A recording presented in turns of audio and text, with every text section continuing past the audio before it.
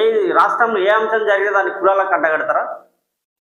మేము బీసీలం కాబట్టి, మేము ఎస్సీలం కాబట్టి, మేము దళితులం కాబట్టి మా మీద అగ్రవర్ణాలు కుట్ర చేస్తున్నారు అని ఎట్లా మాట్లాడతారు? ప్రతి అంశాన్ని ఏం వాళ్ళు మనుషులే, మనం మనుషులమే కదా. ఎక్కడ ఎందుకు ప్రతిదీ కులాలకు అంకితం చేస్తున్నారు? రెడ్లు కలిసి మమ్మల్ని దాడి చేస్తున్నారు, మనం ఇబ్బంది.